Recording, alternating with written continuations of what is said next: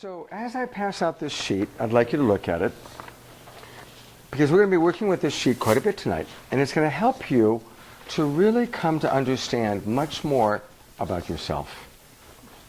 We call this list Universal Human Needs, not to be confused with the judgment of being needy. You know, often if we ever had parents or a lover who scolded us or left us because they said we were too needy, a terrible thing can happen. What can happen is then we decide, oh my God, I can't be honest about my needs. And so then we become covert about trying to get our needs met. And that's not a covert. Covert means we disguise it, we hide it.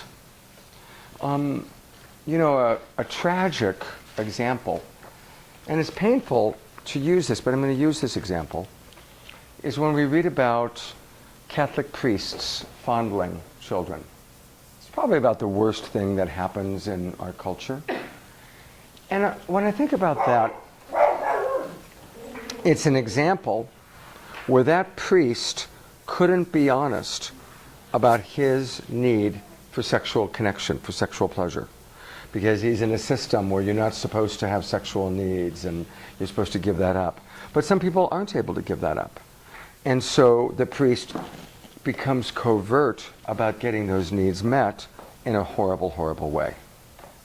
And you know, certainly I doubt that anybody in this room has done anything as terrible as child molestation, but all of us have had times where we felt too embarrassed to ask what we wanted.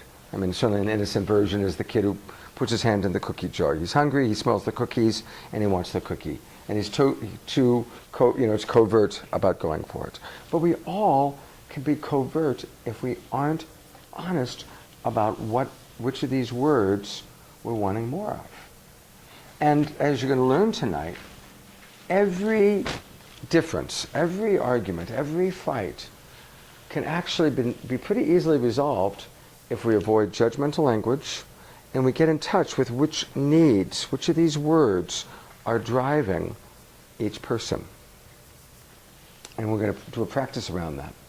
But before we do that, so you can understand how beautiful these words are, I'd like you to take a look at this list, and I want you to pick 2 or 3 of these words that you would love to have more of right now at this time in your life.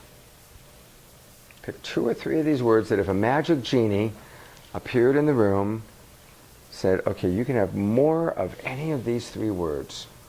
Put a little dot next to those 3 words, and we're going to actually go around the room, introduce ourselves, and share those words with each other as a way to get to know each other. So take a minute or 2 to do that.